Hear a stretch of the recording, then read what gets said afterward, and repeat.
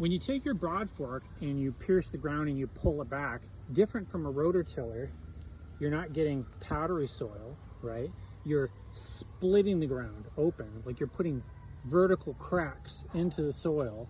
And what you want from that is so that your roots can penetrate, right? If you have hard clay soil or just hard whatever soil you have, the roots will go through the soft stuff easy and then will hit that hard layer that was at the bottom of the limit of what your rototiller can get through, right? So it'll get through the soft stuff and then it'll hit the hard stuff. When it hits the hard stuff, it'll J-root and it can't penetrate.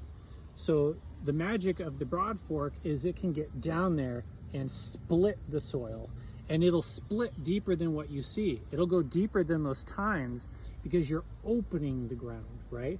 That's just like a wedge. And just like when you put a wedge into something, it doesn't just open as deep as the wedge can go, it opens further.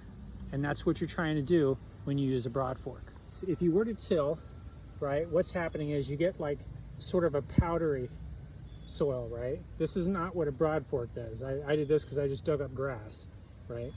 And in all soil, it's sort of like archaeological layers going down of seeds that go back 20, 30, 40 years ago. And when you rototill that, when you bring that up to the surface, what you're doing is bringing those old seeds, what they call the seed bank, up to the surface. Now, those seeds now, for the first time in a very, very long time, are exposed to sun.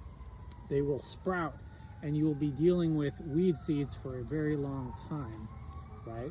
Potentially, let's say you're in an area that used to be wild prairie.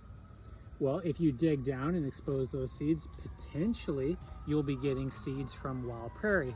But you'll probably just get something that's very persistent and that you don't want. But hey, some people win the lottery.